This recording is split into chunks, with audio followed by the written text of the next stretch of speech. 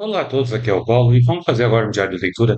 Aproveitando que estamos de férias, eu estou aproveitando para reler algumas coisas aqui e eu resolvi dar uma olhada em Espada Selvagem de Conan, que saiu aqui no Brasil em 2020, quando Conan voltou ali para a da Marvel, né? Então teve aquele período que saiu tanto a Espada Selvagem como Conan o Bárbaro, né? Então eu lembro que naquela época eu não fui muito fã, né, do que eu li, dos dois, na verdade. Quando o Barba ainda gostei de algumas coisas, mas da Espada Selvagem, naquele momento, 2020, não gostei muito, não. Aí eu falei, quer saber? Eu vou reler novamente, tá? Então, se vocês estão olhando aqui, saiu 7 números. Aí o Conan, ali naquele período, saiu nos Vingadores Selvagens, teve alguns especiais também, né? Mas aqui a gente vê, então, que a Espada Selvagem de Conan, ele teve 7 números e ele teve, agora que eu dei uma lida nele, ele teve altos e baixos. Então, eu vou dar uma olhadinha para vocês observarem, que é do tipo canoa, e eu não sei o grau agora de exclusividade, vamos dizer assim, de raridade que isso aqui vai ser, porque a gente sabe que Conan agora ele não pertence mais à Marvel, está para uma outra editora, então dificilmente a gente vai ver um compilado desse inteiro, né? Então, quem tem chance de pegar ou conseguir comprar, ótimo. É uma boa leitura. O problema, acho que maior nosso é o seguinte, né? A gente que é leitor de velha guarda, é que você está acostumado com um tipo de personagem. Quando há mudanças, e eu senti algumas mudanças nisso aqui, você fica daquele jeito, com o pé atrás, sabe? Então, relendo aqui, eu fui vendo que tem histórias que são boas aqui. Se tivesse sido feitas lá nos anos 70, 80, ia ter uma pegada muito mais madura, de um certo modo. As capas aqui, as primeiras capas a gente vê, pelo menos, que é do Alex Ross, e aqui a gente vê que já começa com o culto de Koga, que vai ter 3 números aqui, sabe? E quem vai escrever ele vai ser o Jerry Dugan, ele vai fazer o roteiro, e o Ron Garney. E aqui é interessante a história do Conan, que já começa ele tendo um delírio, por causa que ele sofre um naufrágio ali, uma luta entre piratas, e ele acaba sendo capturado e ele é cuidado, né, para se tornar um escravo. E nisso aqui, ele vai ter contato com os homens serpentes do Cthulhu, que vai levar a esse tesouro. Nessas primeira parte, a arte dele é muito legal, sabe? Dessa, não dá pra negar, eu gostei bastante da arte dele, certo? Esse personagem aqui vai ter uma certa relevância, né? Que vai tomar conta dele e ele vai se fugir junto. Mas de uma hora para outra, há um gancho aqui, que é a partir do capitão, que ele acaba sei lá, de uma hora para outra vira muito místico demais para o meu gosto. Foi muito corrido para ter o gancho para a aventura do Conan. Mas toda essa primeira parte, no qual ele está se reafirmando, que ele está fraco, até o momento que ele faz um montinho e foge, é muito legal. Não dá para negar. Eu achei muito legal. A arte combina bem para a história. Esse Conan que foi desenhado aqui não é o que eu lembro do Ernie Chan, o pessoal que fazia naquela época, mas ele tem uma pegada muito legal, se você reparar, tem uns detalhes bem interessantes, tem um grau de violência, por mais que não seja maduro, né? Aí tem aquela diferença do que é ser maduro uma história. Não é só a questão da violência em si, né? Isso é fácil de fazer hoje em dia, mas sim os temas que o Roy Thomas, tantos outros escritores faziam ali durante a Espada Selvagem, nos anos 70, falando sobre sociedade, sobre valores. Você não encontra aqui. Se a gente observa, é muito legal essa história de aventura. Eu mordi a língua para isso. Aqui tem uma mudança desse Homem-Serpente aqui, do que era visto, por exemplo, na época do Ku, Conquistador. Então, mas mesmo assim, não atrapalha a leitura. E essa parte aqui achei muito corrido. O capitão usava uma pele de, de humana, tinha uma embarcação que levava escravos e tinha que levar uma joia para o feiticeiro, que é o vilão da história. Tá, mas foi jogado do nada. Isso foi uma coisa que me desagradou. Fora a questão da feitiçaria. A gente sabe que Conan ele tem um receio, ele não gosta da feitiçaria, ele tem um medo natural quanto a isso. E aqui ele usa como normal. Lembra muito daquele jogo do Conan, do Xbox e do PlayStation 3, que ele usava armadura mágica, arma mágica. Eu sei da história do conto da Fênix da Espada e tal, mas mesmo assim isso não me engoliu muito, não. Eu não engoli muito, não. Então a gente vê aqui que é só feiticeiro vilão. Então ele está muito ligado com a história dos Homens Serpentes do Clube da Lúcia. E em todos os sete números que saiu da Espada Selvagem de Conan, saiu esse conto aqui, A Sombra da Vingança de Vigito, né? Confesso que eu não li, não li, não consegui ler na primeira vez, menos agora eu consegui ler, certo? Eu tinha que pegar minha lupa para ler aqui, mas era algo que eu não chamou atenção. Ele é uma continuação do Demônio de Ferro ali que o Rod escreveu, certo? Novamente, as artes, pelo menos a capa do Alex Ross, ele é muito boa, certo? E parte aqui, Lápide Papão. Aqui continua, então, a jornada de Conan, né, no volume 2 com o rapaz que ele fugiu lá. E nisso ele vai encontrando os desafios até chegar numa cidade lá, na Estígia, no qual você tem um feiticeiro estígio que dominou uma região, né, agora eu me consertando aqui, e ele consegue, então, fazer uma revolução, né, o Conan matando esse feiticeiro. Isso é o que é o spoiler mesmo da história. Então a gente repara que toda essa cidade aqui, Kengata, acho que é esse o nome, isso, que é chata, né? Então, que é chata, isso, isso. A minha visão, meu óculos não está muito boa ultimamente. Então, o que é chato, então, ele é conquistado ali pelos estígios com esse sacerdote, aí, esse feiticeiro, que é o vilão da história, que é a doador de Sete. Então, a gente repara que aqui entra o Conan já mais buscando o mapa, né, do calabouço sendo orientado por esse olho mágico que está na mente dele, no qual ele pode achar esse tesouro. A história aqui, como falei, continua boa, certo? Já começa a haver uma reviravolta, uns plot twists aqui meio doidos, né? Esse acho que não é o problema. A gente sabe que tem muito nisso nas histórias do Conan, mas nessa história em particular, você sabe o que vai acontecer. Eu acho que isso não é o problema de você saber o que acontece no final da história, mas como é narrado, né? E aqui já começa a perder um pouquinho o fôlego, do meu ponto de vista. Essa primeira edição, por exemplo, foi muito boa. Agora aqui já começa a desenvolver um pouco mais a história. Vai ser elfos, né? Elfos negros ali do X Dragon até. Aqui tem muita pegada de RPG, sabe? O que é meio contraditório. Tem uma alusão aqui da árvore que ele fica preso lá, acho que em Purã, né? Mas mesmo assim a arte continua boa, ainda é o Ron Garden que vai desenhando a arte dele, né? Que a gente vê, e aí o parceiro dele é picado por uma cobra e ele vai começar a ser possuído assim, pela cobra, pelo poder ali do feiticeiro, né? Então aqui até a morte dele. E aí continua a Vingança Sombria. Aqui então nós temos acho que quatro capítulos da história, então a gente vê que foi um arco grande, esse aqui do culto de Kogatun, e termina aqui em que é chato, né? Aqui é chato mesmo. O tesouro de que é chato. Então, o espírito de quinta série. Foram cinco histórias, 5 meses aqui da Espada Selvagem. Aqui, nessa parte da conclusão dos últimos dois capítulos, ele ganha fôlego novamente, diferente. Foi aqui, né? Mas previsível, mas acho que o ponto é como é contar a história. E assim a gente vê, certo? Eu sei que tá cheio de spoiler, faz 5 anos que foi lançado esse gibi aqui, então quem tiver a oportunidade de ir atrás, vocês vão gostar bastante. Então, aqui é a conclusão que a gente vê, tem umas situações que o Conan tem que tomar, matando com o companheiro dele, aí você tem uma terceira personagem, que é ela, que é uma sacerdotisa, se não me engano, que acaba se aliando ali pelo feiticeiro, e no final se arrepende, morre também, sabe? Então, lembrou muito Goonies aqui, sabe? Eles vão atrás desse tesouro, só que o tesouro está no subterrâneo, onde tem um navio de um pirata caolho que tinha lá, né? É, lembrou muito isso quando li de novo. E essa parte eu achei interessante, levando a cabeça o Kogatun, né? E para as pessoas que estavam com medo ali naquela cidade que é chato, e nisso o povo fica revoltado. Essa parte aqui é Conan, sabe? Essa parte aqui é Conan.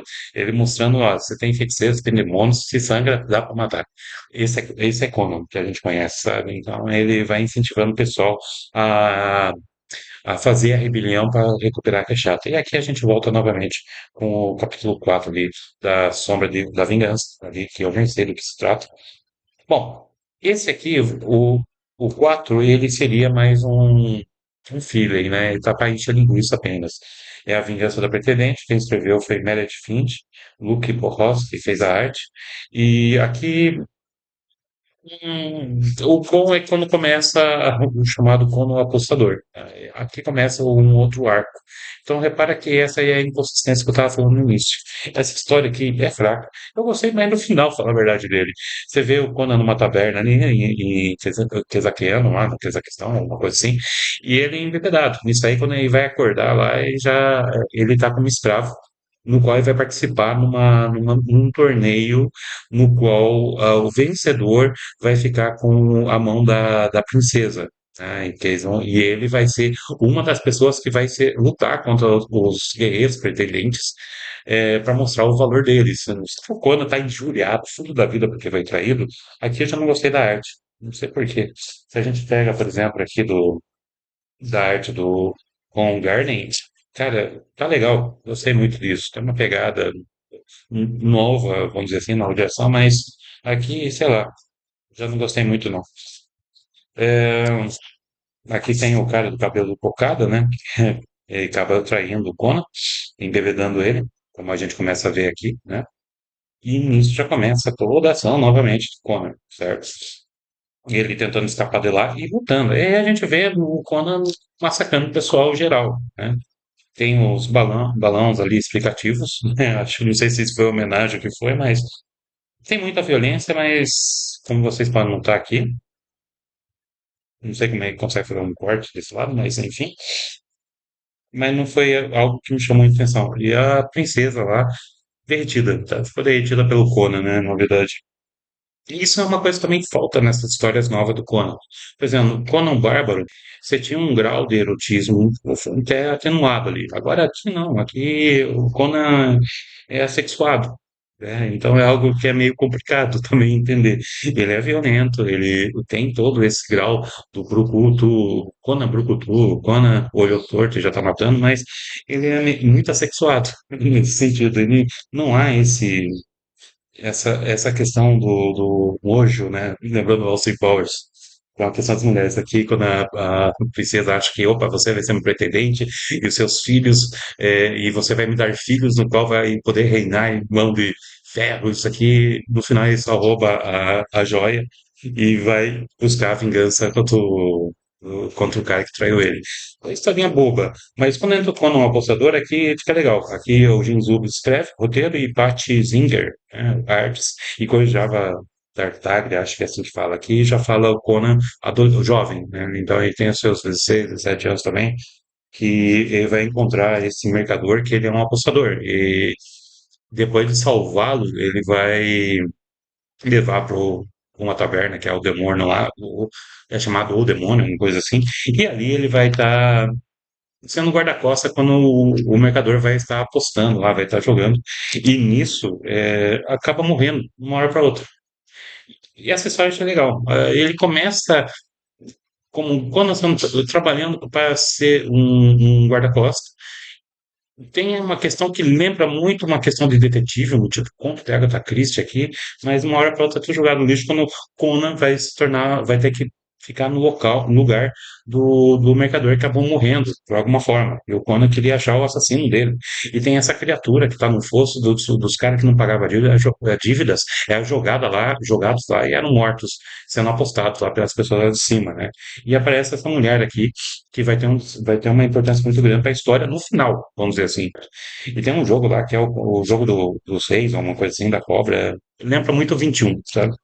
Mas enfim. Aí a gente tem essa história no qual aí no final Conan, ele, depois da morte do mercador aqui, como a gente pode ver, depois que ele vai muito bem no jogo ali, o Conan tem que assumir o local. Aí começa a saga Conan, o apostador. Esse aqui é o Conan Entre Serpentes, que é a continuação ali do Conan, o apostador, então é dividido em duas partes só e ele também com Jinzuriki. Depois aí são três capítulos. Depois aí tem depois tem um conto que continua novamente, tá? Se você está gostando, gente, compartilha aí, curta aí para nós, para ajudar, tá bom, pessoal?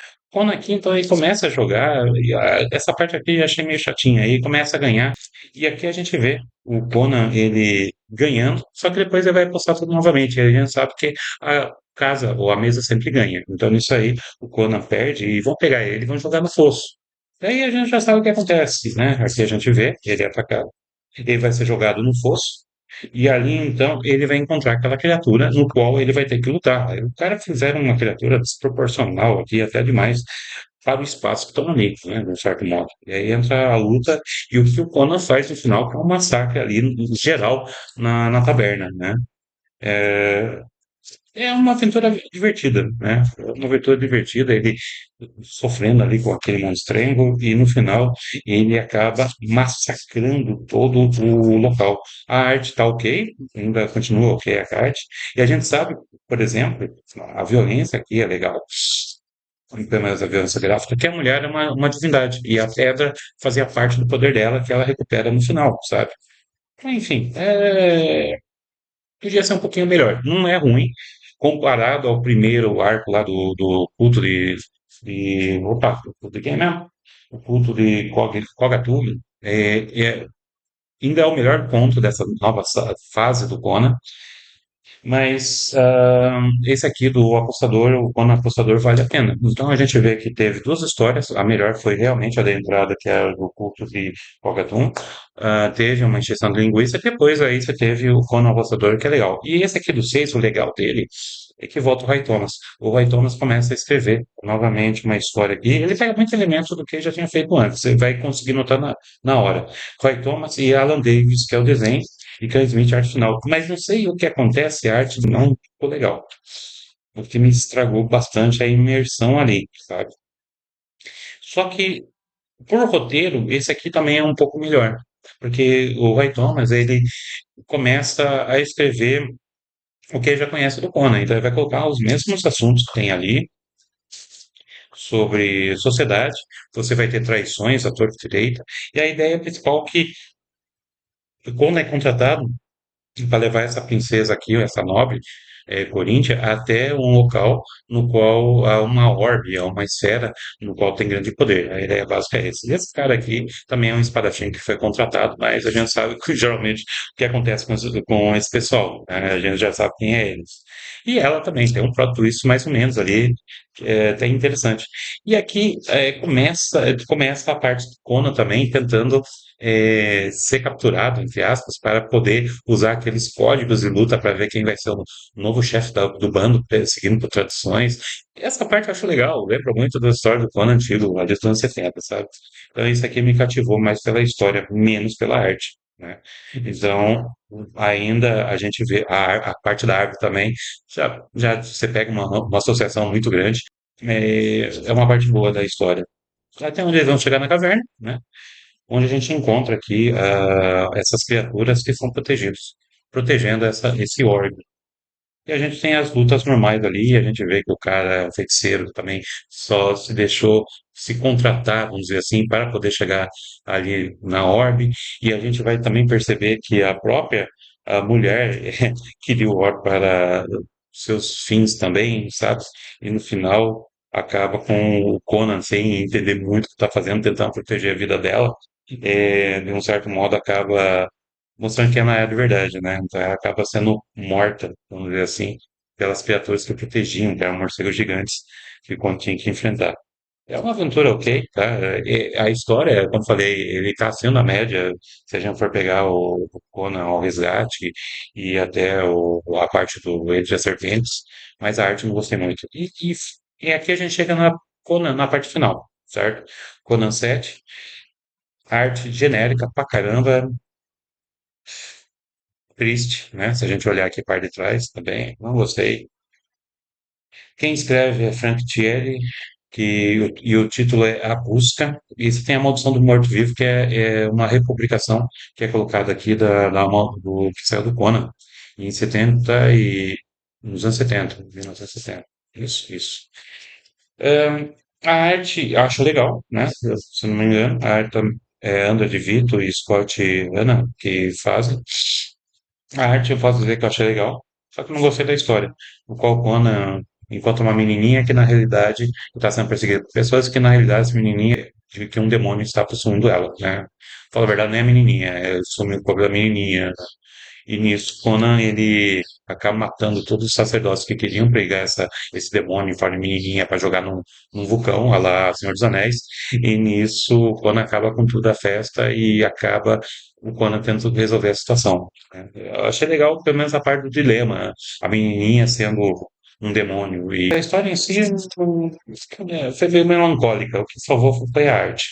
Aí você repara que tem os guardiões, vamos dizer, o que estavam levando a criança para o vulcão, né? E a gente vê que como foi tudo trabalhado. Enfim, não foi lá grande coisa a história, ele se transforma nessa criatura, né? E o Conan tem que colocar o, um colar, né, na criatura para poder tirar os poderes dela e assim poder matá-lo, né? Então, até o momento que Conan consegue jogar no vulcão junto com a ajuda da outra sacerdotisa guerreira, que não sei quem ela é, no qual ela vai morrendo. Essa parte achei que foi bem feito.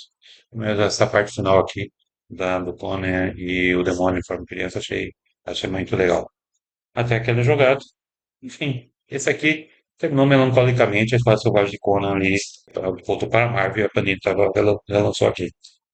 E aqui é a Maldição do Morto-Vivo, que a gente já começa a rever com a participação da Sônia, que eles chamaram com Sônia, e, cara, a história é legal, né? Veja só esse quadro aqui mostra todo o erotismo que eu falei, que todos esses 6 volumes não tem, sabe?